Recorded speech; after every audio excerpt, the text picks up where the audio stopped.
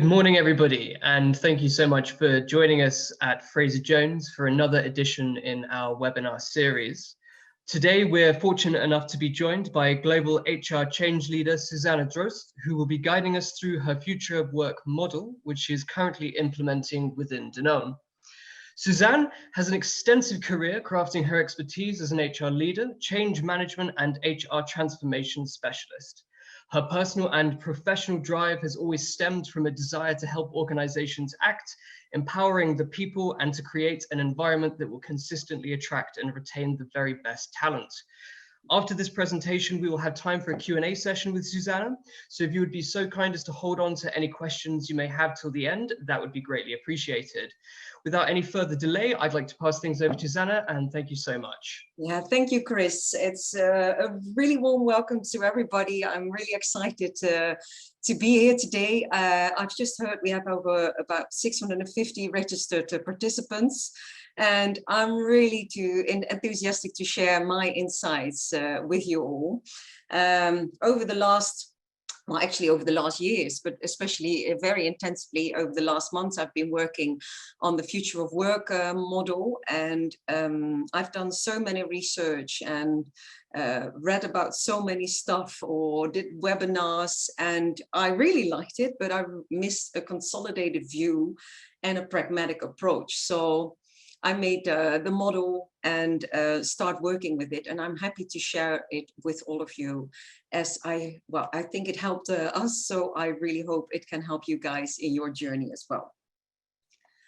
And what are we going to do in this webinar? First, I want to briefly talk you through some context, and I think most of you've joined this webinar, so probably you know a bit of the context, but what is the landscape? What is trends? What are we seeing in the news? Because a lot of things, especially in this COVID, or hopefully soon after COVID time, there's a lot of going on, and a lot of things are moving and accelerated. So what is the context? Then I want to talk you through the future of work model and some related actions you might want to take, and those actions are really the highlights. So I will tell you how you could do it, but not really in depth, but definitely in highlight, and you could see what would fit for your company. And last but not least, obviously, like Chris referred to, a Q&A. But first, and we have somebody at Frazer Jones who's willing to help us. We're quite curious in what phase your company is in the future of work development, and how ready is your company to implement. So, Sophie, exactly. And we gave you a nice 2 questions, 4 answers possible. So in what phase is your company in the future of work? And please vote here. We are all ready to go. Or secondly, on our way to the future, taking small steps towards the future, or what is the future of work? And secondly, how ready is your company to implement leadership or future capabilities? A bit of the same as above, but ready to go. We are ready, but maybe some hurdles to overcome. We would like to, but we have some big hurdles to overcome. Or last but not least, not ready, because we are dinosaurs, yet very lovely ones, obviously. Let us know.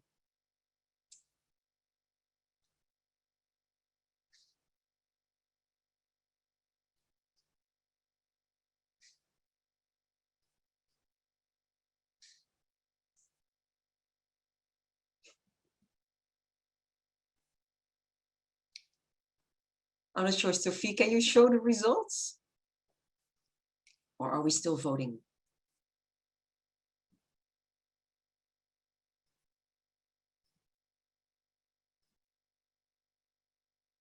Oh, look at that.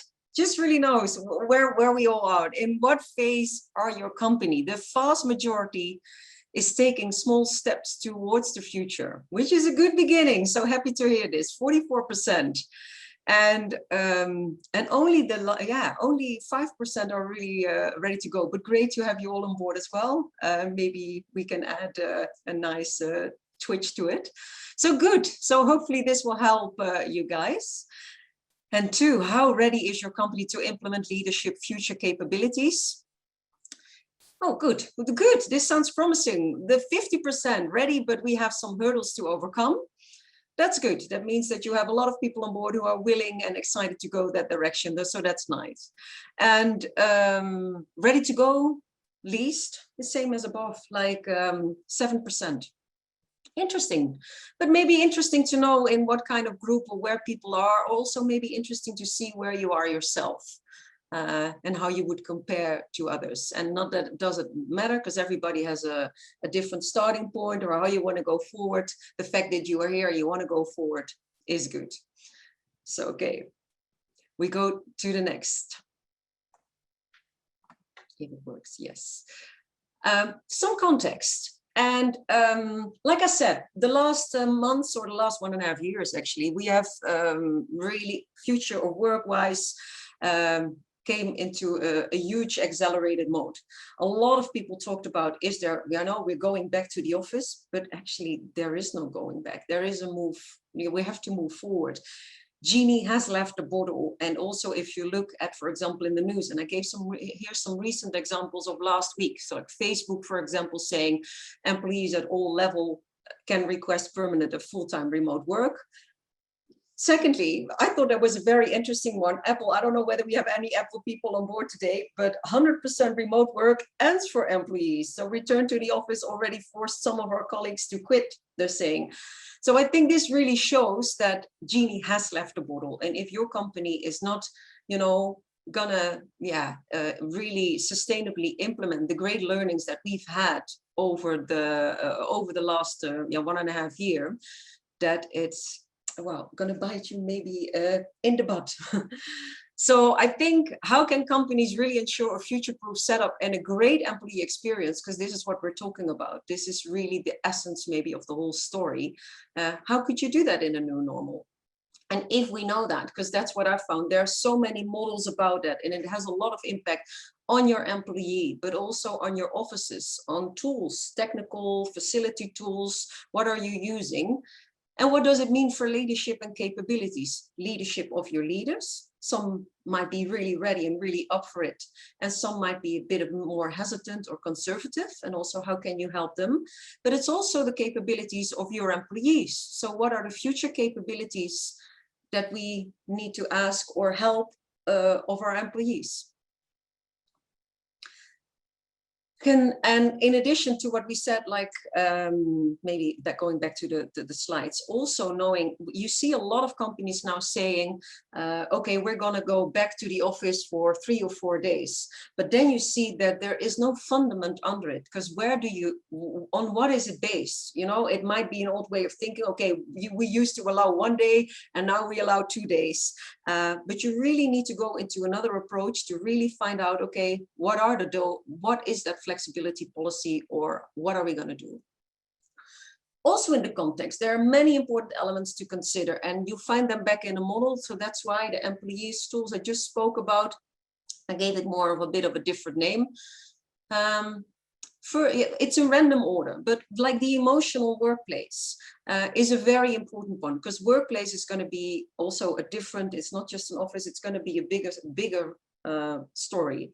So the emotional workplace, so the emotional aspects, how is your culture? How can you ensure well-being of your people? How do people get a sense of belonging, especially now if we're not going back to the office every day anymore? Belonging, it becomes, us people being very social animals. How are you going to do this? Trust, empathy, especially also in leading, and I come back to that in a later stage, but really trusting and enabling people and supporting them, especially in a hybrid environment. It was already very important, but even more so where we're going. Secondly, the physical workplace. The future of the physical offices, evolving roles and purposes, and do we even need offices in the future? And also, if you look at offices, we used to look at an office, okay, I go to the office, I have my desk, I have maybe a cubicle where I can work, but this is not why are we returning to an office? I have a great office at my home, and if I need like really concentrated work, I can do this from home. Or maybe if I'm meeting a colleague and we live in the same city, but my office is somewhere else, maybe we're gonna meet in a bar or in a coffee bar, and maybe that is my office for the day. So a very different one, but the physical workplace, and especially the purpose of your main office, is very different. It needs to be I always say a beehive or a clubhouse where people really want to flock and meet one another, and an inspirational place. The technological workplace, how technology will foster new business models, ways of working, and employee experience. I think, well, today it's Zoom, but it can all kind of be virtual tools or even VR. Last months, I had some presentations that I had to build an avatar, and everybody had avatars, and we were really meeting in the virtual world, which worked out perfectly, which was really, really good fun and sociable. So there are a lot of new things happening in that direction, which might be very interesting. And last, but certainly not least, the purposeful workplace. So like I said, evolving ideas about leadership, organizational models, and employee engagement. People are purpose-driven. Why do you work for a company, and how are you supported in that aspects? And those things really need to come together. And like already said, but a great employee experience is essential to survive in the war on talent. If you don't get this right, and maybe not today, but over time, and this will go fast, people will shift to those companies who are good at it. So knowing this, I would like to go and explain the model a bit, and how we can go forward with it. First of all, and maybe that's an easy one now to expect, it starts with employee preferences and needs. What you could see in the older days is that it could be a more of a top-down approach in a lot of matters, but we are moving to more community-based working. We are moving towards really, it should fit your work-life balance. So to give an example, if I am 26, I recently graduated and I'm an early bird, I love to go, I don't know, wake up at 5, do my running and be in the office at 6. Why shouldn't that be possible? And for example, if I would be a mother of 45 with 3 children, and maybe I want to bring my kids to school, and then I would like to have breakfast with them, or breakfast with my husband, or pick them up at school. So a very different rhythm. Both can be great employees, just a slightly different rhythm. And why wouldn't we allow that? So start with the employee preferences. And in the model, what I'm now going to describe, I'm just going to do the highlights. I will go more in depth of every step in the slides behind it. So if you're going to ask me, how are you going to do that? I will explain you later, so bear with me. So employee preferences and needs is the basis of it all. Then you add a second layer, and the second layer actually is a 2-step layer. First of all, your job type. You need to make an inventory of job types. For example, a sales manager has way more freedom than, or way more possibilities in flexibility work, or combining it. And for example, somebody who is working in a lab, because the physical work needs to be done in the lab. So job types, have a look at that, and also, but start with all employee preferences, and then still have a look, how can you make this happen as much as possible for all the job types, or all the worker types that you have within your company. Very, very important. So don't think, okay, you can't do that. Let's be creative and see, for example, maybe it's flexible planning, or there are always things you could think of to make it more attractive for people, and to really get that work-life balance. And secondly, team preferences. So team preferences, it should, as a group, like I said, we're going to go more into community-based working. And you have a lot of ways how you interact with your people. What are your relationships? And sometimes you need to meet in the office, sometimes you don't. We designed a little model, and actually a really pragmatic approach for all the teams. And I'll show you a bit of a highlight from it, how you can have your teams really sit together. Okay, when do we come in the office? When aren't we? And how should we work together? And that together follows or makes a collaboration principle. Those two is very important. So for example, in Danone, we call it the Danone collaboration principle, but either way, for any company, it could be the same. Then the next layer, there we come, the leadership. Like I said, it's about trust and empathy, and leading people towards the future.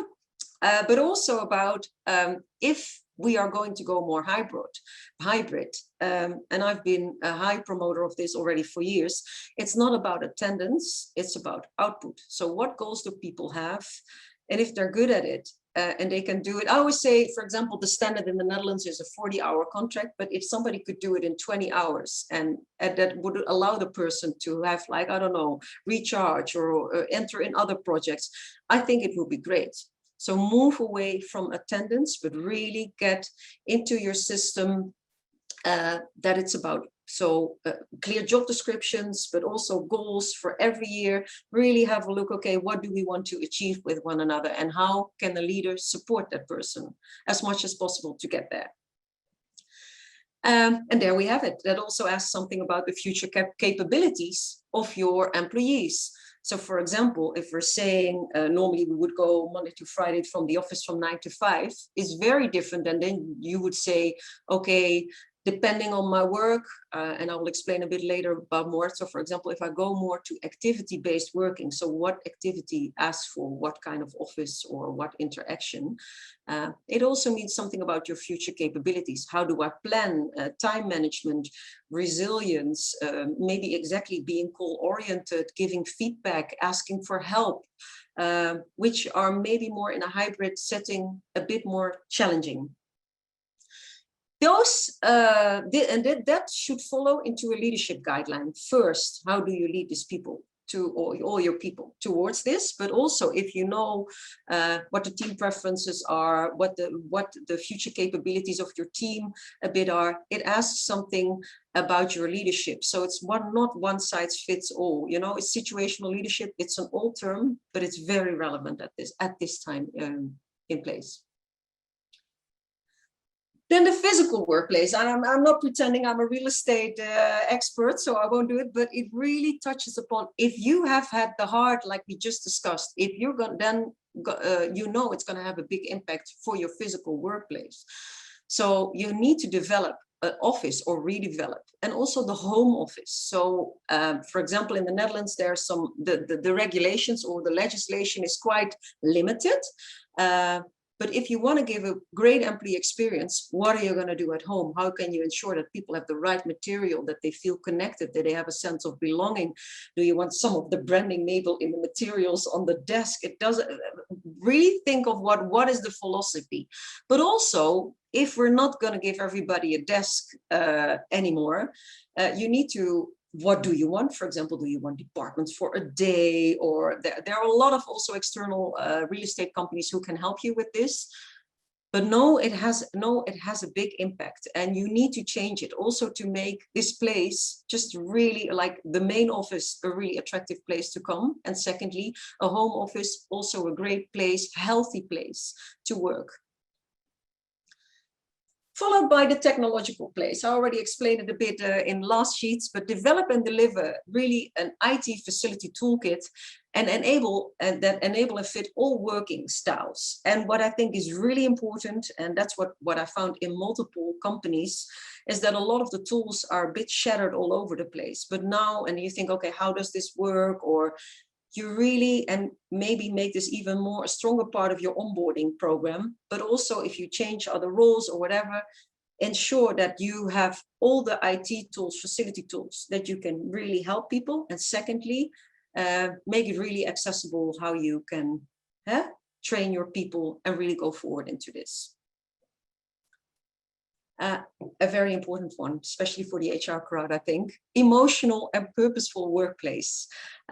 Develop and deliver a setup to fully support employee health, well-being, engagement, belonging, employee experience overall. I will elaborate how you could do that. And I think with the HR crowd today on board, I don't know whether I have to talk about this subject at this point a lot, but it's really important for people to have a sense of belonging.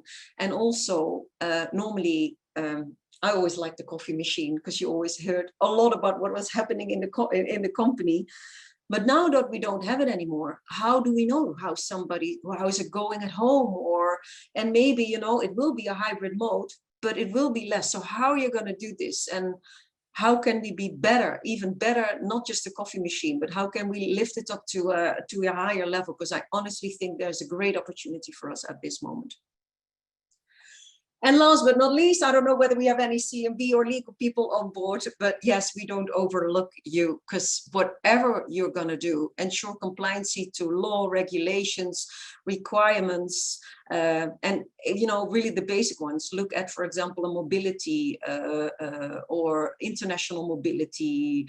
It can be those things you touch upon very, very easily. So ensure, though, your legal and CMB people and crowd are with you on this journey, as they are, I would say, your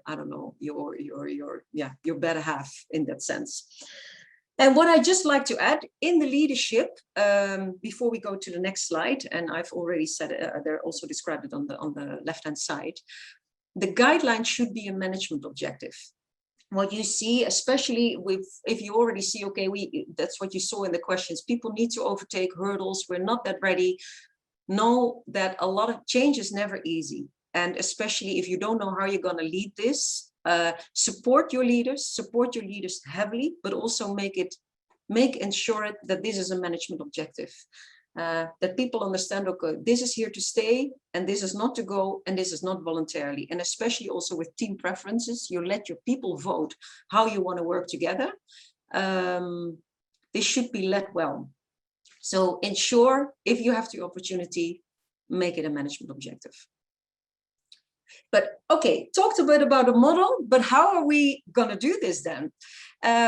The models, we had a really look at, okay, how do you really, first of all, you can talk to people and have employee preferences and needs, but what is a logical approach? And what we found actually was a model of the Boston Consulting Group. They have indicated 4 types of worker types, they call it. And that goes from anchored operators. So like the example that I gave, somebody who is maybe a scientist in the laboratory who with 0 to 20% remote work, all the way up to a patent specialist. So for example, 80 to 100% could be remote. So for example, somebody with a really regular process, defined pattern. So somebody like a call center.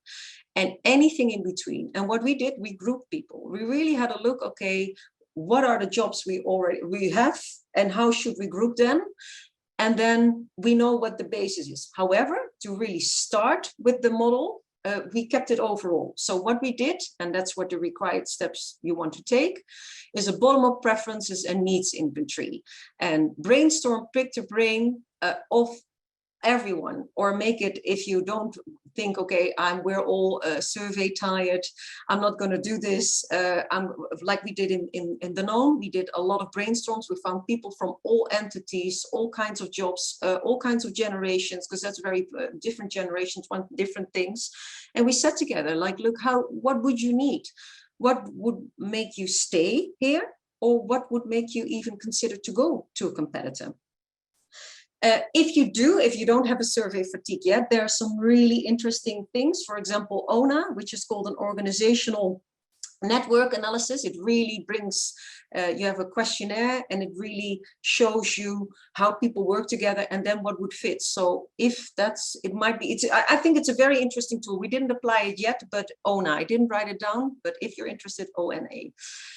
Then secondly, create a collaboration principle, like I just explained, and then go into the implementation.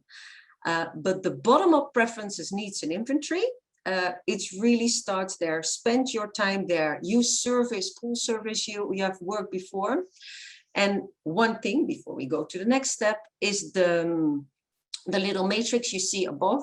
What we found is that independent routinized work of that, it's BCG, right? That independent routinized work is actually the work you could do from home, and collaborative and creative work is something you do in a social setting. So maybe where you would go to the office or to a bar or something.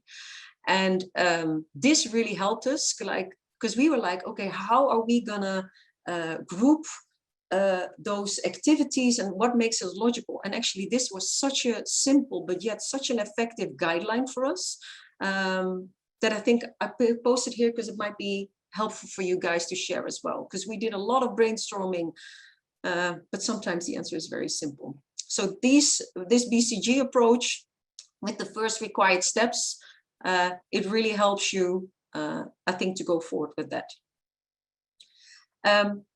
In addition, sorry, and I should have stepped to that before, to create the collaboration principle, if you can have the first then guidelines. Okay, these are the guidelines for everybody, and this is how we can do it per role. Secondly, you let teams sit together for team preferences. And there is a model which we call PACT. It's about proximity, agility, connection, and tools. And with a connected questionnaire to it, so each team sits together on these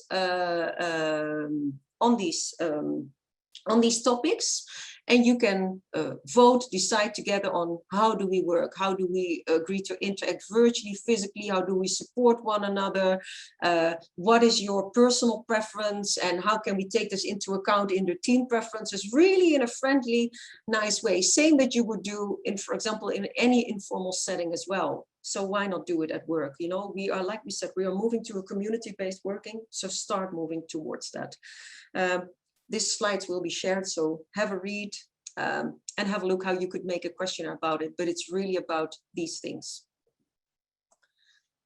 The physical workplace, once again, I'm not the expert, but what we really see is if you have the outcomes or you have a Danone collaboration or the collaboration principle, or you have the outcomes of the preferences and needs, you know the office trends, so hybrid working, activity-based working, but also sustainability, so less moving. You know, also consider sustainability going forward. You don't want people in a car from 9 to 5 sitting in rush hour.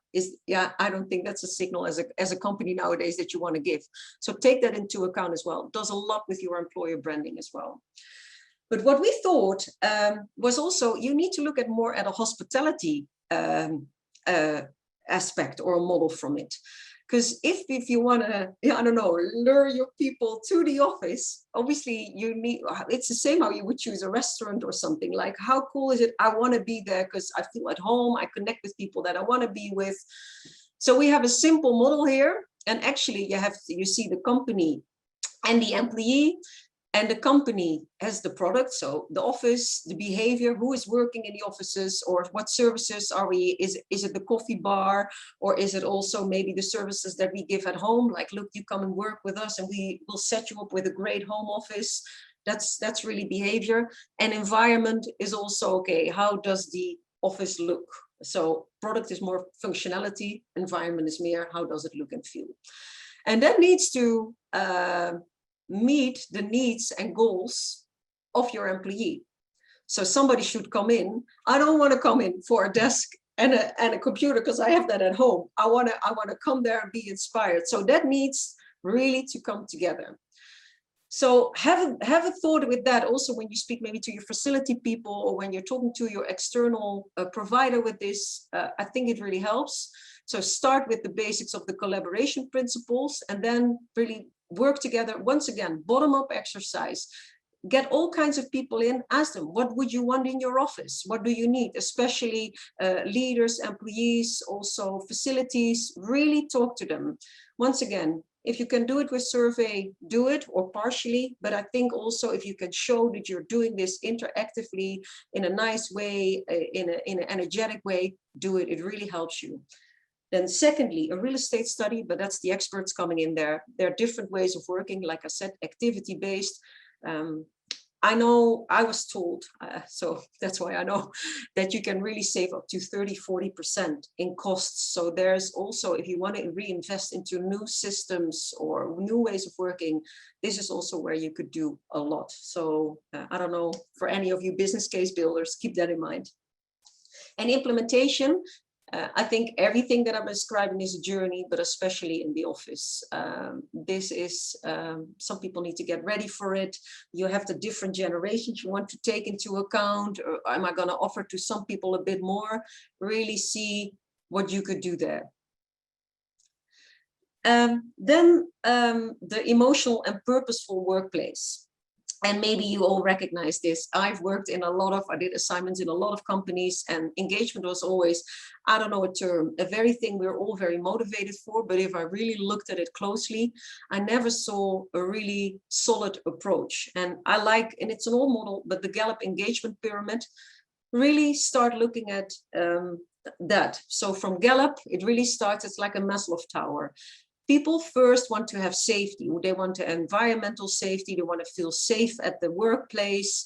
They should be healthy. So am I capable to do the job? Am I healthy enough to do the job? And if you then go into basic needs, do I have the right computer? Do I understand what what I have to do in this role? Can I contribute to it? Do I have a great team? Do I feel a part of it? Am I developed? And then last but not least, can I fulfill the purpose? And maybe, this is maybe where the golden circles of Simon Sinek, also a simple model, comes in. But why? What is the why of the company, and what is the why for me? And can we connect that? And what I've found in a lot of companies is that this is not really matched to one another. And so somebody at Danone was quite, it was just a fun comment. He said, yeah, we have bananas and yoga, but we want it to be really, fit. So what we said there, make the most of what you have. So really consolidate and start grouping this in, because this is also very important going forward, and also very important in the certain things of engagement I will elaborate a bit on. So really go and plot them within the pyramid and have a look. Where are we maybe over-presented, or we don't have anything at all? Because people can't grow to purpose if the base is same as a Maslow. They won't grow up. If safety basics are not met, you will never grow up in the pyramid. And I will elaborate a bit. Then the next step is measure to manage. So start listening to your people, get those insights, and create tailor-made actions to it. A lot of people are not in the same position, just like we said with employee preferences and needs. So don't treat everybody the same. You need to understand where they are. Secondly, I won't have a separate slide on leadership, but you hear it all through the presentation. Enable future-proof leadership. Well-being of employees should become front and center of your leaders and employees, especially in the war on talent. Now that we work virtually, people can, you can also search everywhere. It's not like, for example, if my company would have been based in Amsterdam or Berlin, great, but I don't have to look in that area anymore. I can really look, okay, how am I going to do this? And then once again, go into the implementation. But I want to go a bit deeper in measure to manage, because how do you do that? And I think a lot of you already heard a bit about HR analytics, continuous listening. Because what we've learned is that, and I thought that was a really sad insight, management has a lot of unused collective knowledges. They make decisions only on 7% of the total knowledge of which is available in the company, which is, when I heard that, I was like, oh, okay. With problems, it's even 4%. So if you know that, and if you also, for example, look at surveys that we do this in most companies, look at a regular engagement survey, you do this once a year, maybe. So, and especially in the time that we're moving, if we would have done, for example, there are even companies who do it once every 2 years. Well, if you just did it before COVID and now is the next one, can you believe how much information you missed and where you actually should have checked in with your people? So timely it should be done. And also, like I said, if we want to learn more about employee preferences, you really want to include them in decisions. And and it can be also simple decisions. I'm not saying that you have all your employees in the boardroom, not at all. But there is a thing that you want to have your information flow bottom up, and that you create more sense of belonging and solidarity. And it will also motivate. People will give more feedback, and that together, it will give you insights, better performance, and also a lot of activation. People will talk about things, and how are you going to do this? And I think it's really important that you integrate all these facilities or all these elements in an employee journey. So in the whole employee journey, which an employee obviously is with you, but it can also be short term. If you would do all this, for example, in change. So if you would do this, for example, ask questions about your people. How do you see your future of work? Or how do you feel? Or how can we make you feel more comfortable? I think it would be really, really helpful. And with better performance, it's not just for employees. It really, if you look at what the worth of engagement is, or when it's not there, there's a lot of, I won't elaborate too much, but there's also, same with the 30 costs percent in the future workplace. So really in the office here as well, there's a lot business case building to be covered here. So go for that. But if we know this, how would you do this? And I think you need to have engaging employee interactions in a fresh way. So you need to has to start with onboarding, that you really do this. Real-time listening, like we said, not once every once every year a survey, but really in a fresh, real-time, continuous listening. And maybe, you know, start with, there are several providers, Beep does it as well. But we are believers in just ask 3 questions or maybe 2 questions a week, which are, and also follow up like a tree structure on, for example, if somebody asks you, are you happy? And I say yes or no, the next question shouldn't be the same one. And yes, you can build this in a way that you would still have validated data, which you can check with your HRIS system to get perfect HR analytics, but you can also really help your people because you know exactly where they are. And when you know this, you can really look, for example, okay, how we're going to do learning. How can we participate with people? Like I said, the questions that you are asking your people, it can also be like, okay, we had a food truck coming last Friday. Did you like it? Or do you want next time a pizza bar? It doesn't matter. It can be very, but ask the questions. And it can be on the future work, can be change projects, but also the normal service that you want to do, that you want to have validated in your company, do it. Also sure that there's continuous feedback, especially when we don't have a coffee machine anymore. Use a system where you can do this and that it really naturally flows. I also would suggest try to keep the systems, because a lot of people get confused with how many different apps there are. Try to keep it a bit simple. And secondly, meaningful communication. I always think a good example is, and this is no joke, I worked in a company, we had workplace, and there was a message that the global CEO was leaving, and it was right under the fact that somebody just baked ginger cookies, which is great, love it, but I don't think, really make sure that meaningful communication or really relevant communication, that it just doesn't go up in the total social media stream, because then people, first of all, tend to not look at it anymore, but really ensure that if you can combine the things here that we're saying here, it really helps you to create a better experience. And also to make it tailor-made, really give them something which fits the person itself. Maybe, like I said here, not really, yeah, I elaborated on this. This is the journey that you really want to take people through. And last but not least, because I don't forget you CMB people, the required steps for CMB and legal, and health and safety. I didn't mention that before, but it's very, very important, especially with legislations about home working policies. Not every company or not every country is as strict in it, for example, but we in the Netherlands do have quite some strict regulations. So most steps have impact on an employee handbook or any policies, international mobility, home working, even, for example, if you would go any further, like parental leave. I honestly think a good company would really, really think about how does this work in the future? And if I talk about employee preferences and needs, how would this look like? So really have a look, where can we touch coming out of the all of the sessions that we're having with our employees. And once again, maybe the parental leave is maybe a second phase. Maybe it's not something you want to implement like straight away if you would go beyond legislation, for example, but consider it because it is an interesting. And also it might have impact on a contract. Think, for example, the place of employment or the place where you are hired. If you change things, it might have a legal impact. International mobility, a very important heads up. For example, if you want to do digital nomading, please offer it to people.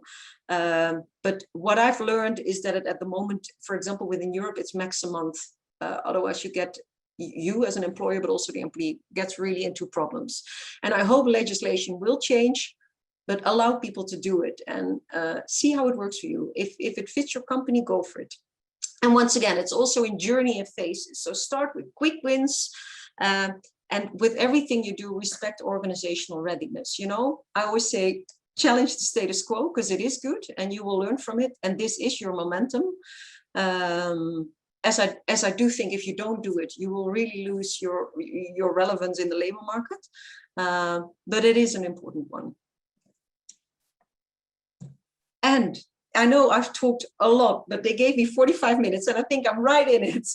So I really hope this helped you guys. So Sophie, if you can come in again. And before we go to Q&A, a question. This approach help you to continue or to even start your future work journey?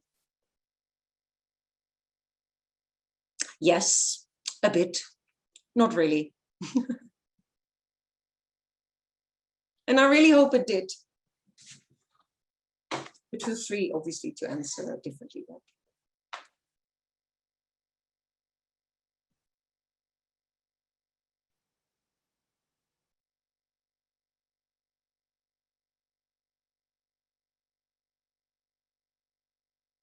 Okay. Can we see the answers?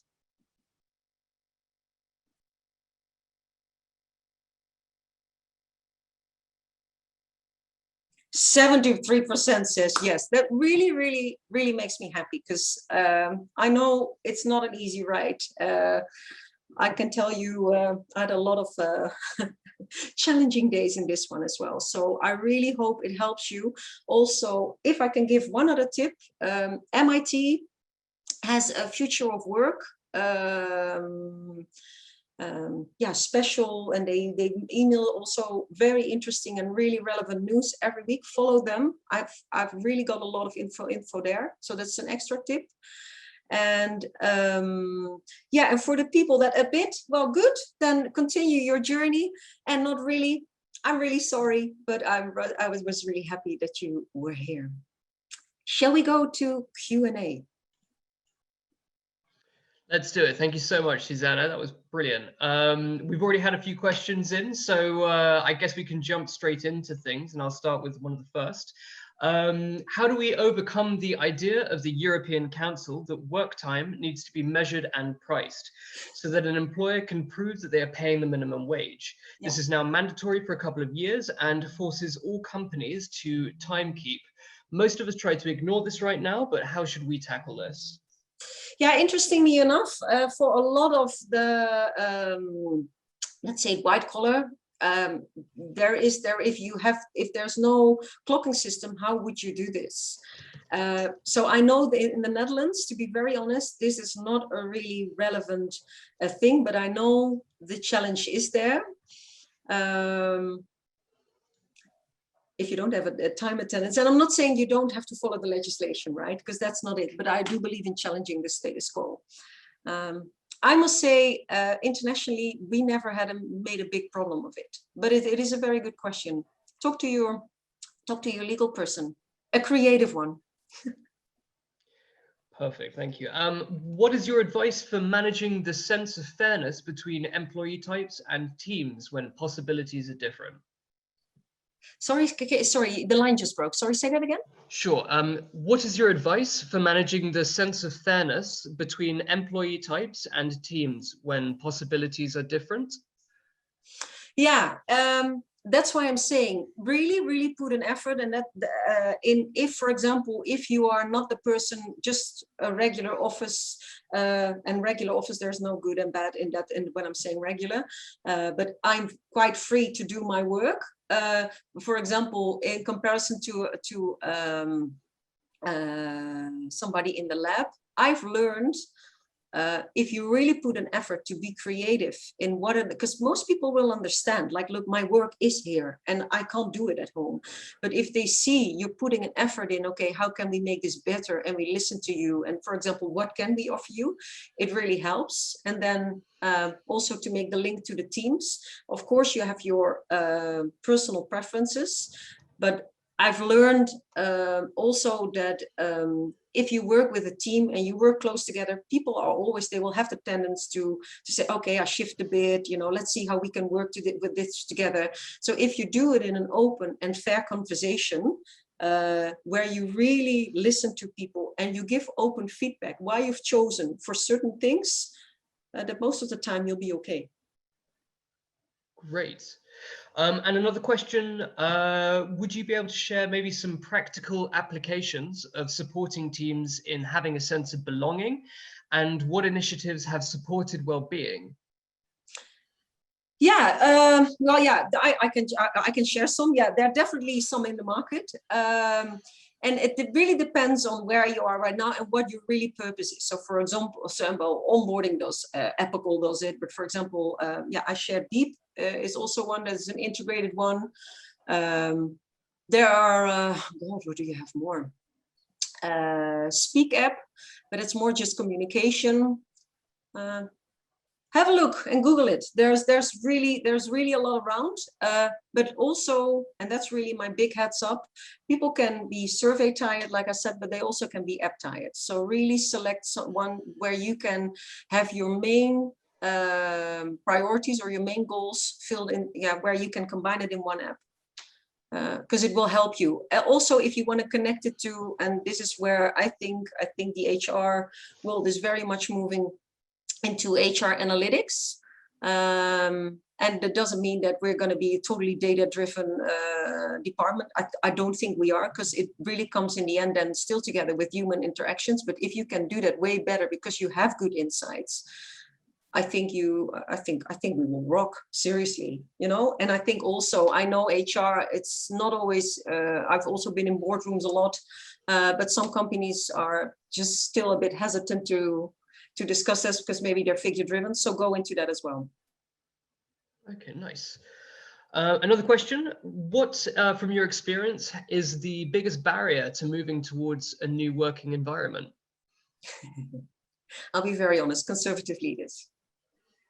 And I think, and their belonging and their personal agendas. Sorry, I'll be very honest, and also and I'm just going to say that one time out loud, and then never again. I always call them the lovely dinosaurs, because I do think no, and I respect it, because it's not easy, you know, especially if you've led a company for so long in a certain way, and this is what you're used to, and I respect that. But you really have to look at what is happening in the market. What does it do with our employer branding? What do young generations want, and how do we lead? You know, forget about the personal agendas, and please, if you're dealing with that, and that's a lot of the conversations I had as well, it's overcoming yeah, maybe their fears or maybe disbeliefs, and that is why I do think we have a great momentum.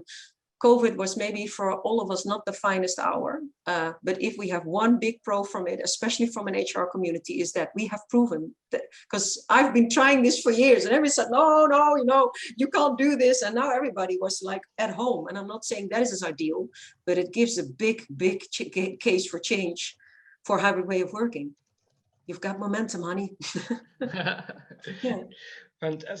Fantastic. And what does the flexibility of work mean for blue collar employees working at the shop floor? Yeah, a very good question. I think flexibility can be also flexible planning.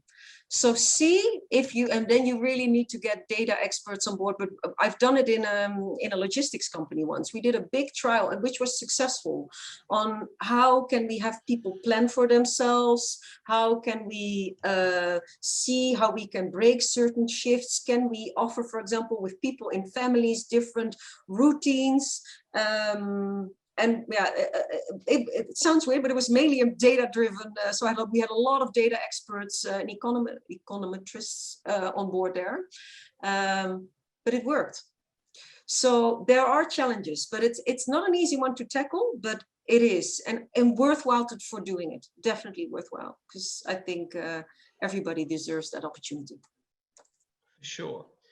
And another question then, do you think there could be a useful tool to implement a sort of return to work interview, also maybe a new onboarding procedure to help employees to understand and embrace the new way of working?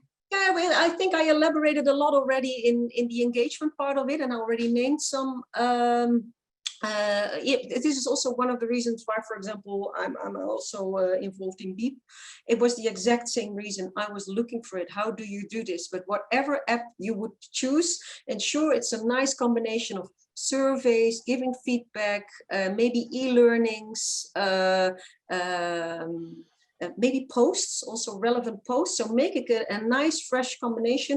And I always say, just also try to do it via a telephone, just really easy approach, fresh way of communication, which fits with what you do in your normal life. So for example, we're all on social media. If you would do it in a way like that, you could ease a journey and also understand where are people in the change, what do they need, bring it fun, make it light. There is no, all the heavy surveys. I think even for us HR people, it was not always easy to fill it in. So I think, make it fresh, make it nice. Yeah, and have a look in the market, because there are really cool things around. Okay, nice. From your observations, which countries across Europe are more advanced within the implementation of flexibility of working? Yeah, I know by nature that the Netherlands is quite an innovative country when it comes to work. So I think the Netherlands is quite also the Nordics. They're quite into it, also by nature. Interesting enough, I know also some companies, and I thought they would be a bit more hesitant, but I've seen some really nice examples in Germany as well. I must say I'm not that familiar with the southern, well, I've worked a lot with them, but not specifically on this topic in this really southern part of Europe. So don't really know, but by heart, what I feel and hear now, it's mainly the Nordics, Netherlands. You see, Belgium is already a bit more conservative than the Netherlands. Yeah, so I would say the Nordics. Okay, great. And I guess as well, do you think salaries will be reduced if people asked to move into a fully remote role? No, because it's about output. Yeah. And always think what is it worth, especially talents. You can find talents everywhere, but also know that talents can go anywhere. So no, I don't think salaries will be reduced. Obviously, mobility or more the secondary benefits, there things will change. Maybe you don't get a car, I don't know, maybe you get a garden office, if you're a family man with, I don't know, 3 kids, maybe you're really happy with your garden office. So I don't know, that's really going to change, but salary-wise, I don't think so. Okay, cool. And we've got another great question, actually. Do you feel leadership could be viewed as a standalone vocational role in the future rather than a necessary evil to be endured by those who want to climb the ladder? Maybe the shift in organizational design could lead to dinosaur management extinction. It will. It will, and I like this phrasing a lot. No, like I said, we are moving towards a community-based working, and this is not like I don't know, a vision, or this is happening. You already see it happening. Same like what you see overall in society, and I think just like I said, that way of management, it won't lead in the end up to success anymore. And I'm not saying this is. This is a cultural change. This won't happen in a couple of months. It will take time. But the companies who won't deal with this, people don't want to work for them anymore. So it will go. But it will take, this is something which has been in our systems maybe for centuries already. So this is not an easy one to tackle. But I think we're in a huge accelerated mode to get that out. I think your role as a leader is, to, like I said, it's to support and to grow. And to really see, okay, how can you have to have the kick to get your teams right and to let people flourish and let them become a better version of themselves. And if you understand that, then your company, I don't know, sounds a bit dramatic, will prevail. But I, but I do believe that's a truth, and I see it in companies. And the companies who are doing really well, they are good at that. Fantastic. Well, I think we are very much just at the sort of the end of our time frame now. And thank you so much for answering all of those questions. And of course, you know, for your They were time nice. in this wonderful presentation. So I guess to, you know, sign things off, of course, you know, from us at Frazer Jones, really much appreciate everybody joining in today. It's always an absolute pleasure to continuously host these webinars, and we'll be doing so in kind of more down the line. And again, you know, Suzanne, thank you so much for joining us today. It's been really wonderful to just, you know, hear everything that you've been working on, and just the sort of insights towards the future. Is there anything else you wanted to sign off and say before we leave? No, it was my true pleasure, and really for everyone who is working on this, good luck. And yeah, it was my pleasure. Perfect. Well, I hope everybody has a wonderful day and can join us again very soon for another webinar.